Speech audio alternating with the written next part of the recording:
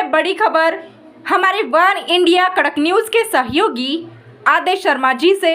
फर्रुखाबाद उत्तर प्रदेश से राणा और संघ को गद्दार कहने वाले रामजी लाल सुमन को बाकियों अखंड प्रदेश के राष्ट्रीय महासचिव ने लगाई फटकार।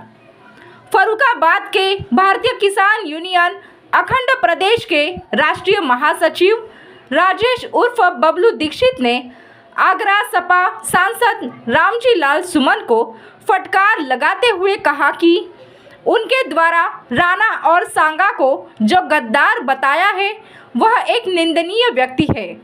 उन्होंने कहा कि हमारे यहाँ के राजनेताओं की एक आदत सी बन गई है, जो रामजी लाल सुमन का नाम तो है लेकिन इनकी जीव में कांटे हैं।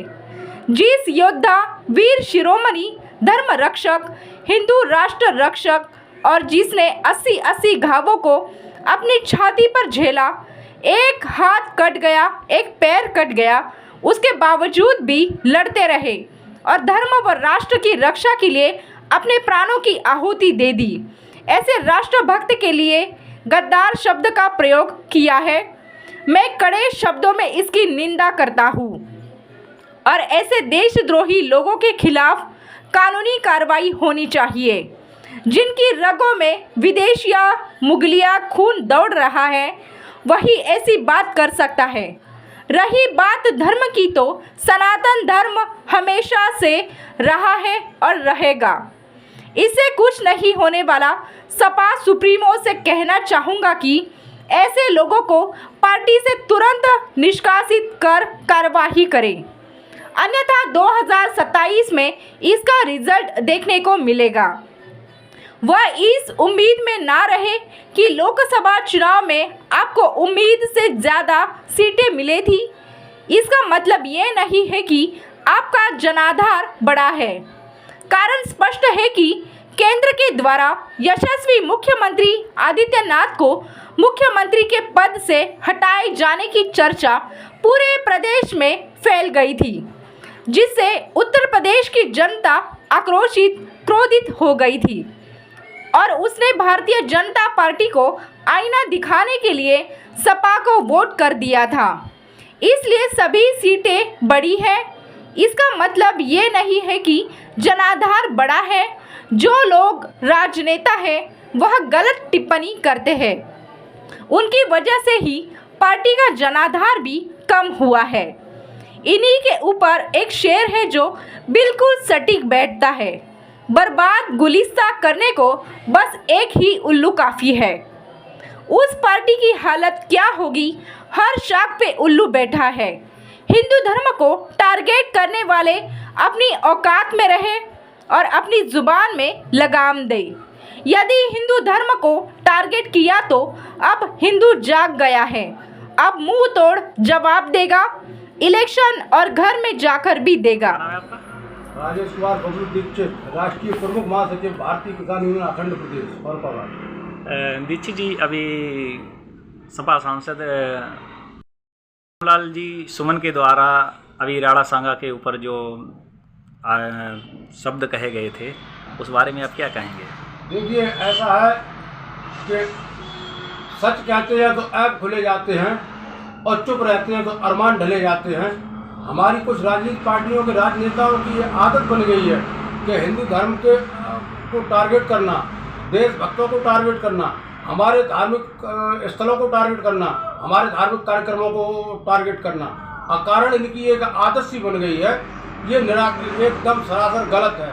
और रही रामजी लाल सुमन की बात, रामजी लाल सुमन का नाम तो रामजी लाल सुमन है, लेकिन इनके जीव में कांटे हैं। हम इनसे कहना चाहेंगे कि जिस वीर योद्धा, वीर शिरोमणि, राष्ट्रभक्त, धर्म रक्षक, हिंदू राष्ट्र रक्षक, जिसने 80 घाव को अपनी छाती पर झेला, जिसके हाथ कट गया, एक पैर कट गया, कान कट गया, और उसके बावजूद भी वो एक भूमि में लड़ते रहे और उन्होंने अपने प्राणों की आहुति दे दी और धर्म की रक्षा की, राष्ट्र की रक्षा की। ऐसे वीर सपूत के लिए, राष्ट्रभक्त के लिए ये जो उन्होंने गद्दार शब्द प्रयोग किया है, मैं कड़े शब्दों में इसकी आलोचना करता हूँ, इसकी निंदा करता हूँ। और ऐसे देशद्रोही लोगों के खिलाफ कार्रवाई होनी चाहिए। जिनकी रगों में विदेशी मुगलिया आक्रांताओं का खून दौड़ रहा है, वही ऐसी बात कर सकता है। और रही बात धर्म की, ये धर्म सनातन धर्म हमेशा रहा है, हमेशा रहेगा। ऐसे लोगों की बकवास से कुछ नहीं होने वाला है। तो मैं सपा सुप्रीमो से भी ये कहना चाहूँगा कि ऐसे लोगों के खिलाफ तुरंत कार्रवाई करें, पार्टी निष्कासित करें, नहीं तो 2027 में इसका रिजल्ट आपको देखने को मिलेगा। आप इस उम्मीद में न रहें कि अभी हाल में हुए लोकसभा चुनाव में आपको उम्मीद से ज़्यादा सीटें मिली हैं। इसका मतलब ये नहीं है कि आपका जनाधार बढ़ रहा है। उसका कारण स्पष्ट है कि केंद्र के द्वारा यशस्वी मुख्यमंत्री योगी आदित्यनाथ को मुख्यमंत्री पद से हटाए जाने की चर्चा पूरे प्रदेश में फैल गई थी, जिससे उत्तर प्रदेश की जनता आक्रोशित हो गई थी, किसान आक्रोशित हो गया था और भारतीय जनता पार्टी को आईना दिखाने के लिए उसने सपा को वोट कर दिया और इसीलिए इनकी सीटें बढ़ी हैं। इसका ये मतलब नहीं है कि इनका जनाधार बढ़ा है। तो ऐसे जो लोग राजनेता हैं जो अभद्र टिप्पणी करते हैं, जो गलत बयानबाजी करते हैं, तो उन्हीं की वजह से इनकी पार्टी का जनाधार कम हुआ है। तो ऐसी पार्टियों के ऊपर हमारा ये एक शहर सटीक बर्बाद गुलस्ता करने को एक ही उल्लू काफी है। उस पार्टी की हालत क्या होगी, हर साख पर उल्लू बैठा है। तो मैं कहना चाहूँगा हिंदू धर्म को टारगेट करने वाले अपनी औकात में रहें, अपनी जबान को लगाम दें। यदि आपने हिंदू धर्म को टारगेट किया तो हिंदू अब जाग गया है, आपको मुंह तोड़ जवाब भी देगा, इलेक्शन में भी देगा और मौके पर घर जाकर भी देगा। इस बात से आप निराधार रहें। और हमारा कोई किसी राजनीतिक पार्टी के हम दलाल नहीं हैं, हम एजेंट नहीं हैं, लेकिन हमारे धर्म के प्रति, हमारे राष्ट्र के खिलाफ अगर कोई बोलेगा तो हम खुल करके उसका विरोध करेंगे, खुल करके उसका सामना करने के लिए तैयार हैं। हम हमेशा राष्ट्र नीति की बात करते हैं, विकास नीति की बात करते हैं, किसान नीति की बात करते हैं। हम किसी पार्टी के एजेंट और दलाल के रूप में कार्य नहीं करते हैं। तो इसीलिए हमारा ये कहना है कि जो किसान की बात करेगा वही देश पर राज करेगा, जो राष्ट्र की बात करेगा वही देश पर राज करेगा, जो अधिकारी न्यायी है वही हमारा भाई है। जब होगा संपन्न किसान तभी बनेगा देश महान। तो ये सब बातें हैं। इन्हीं बातों को लेकर के हम सभी हिंदू संगठनों से और अपने हिंदू जनता से ये निवेदन करेंगे, ये आह्वान करेंगे कि जो ऐसे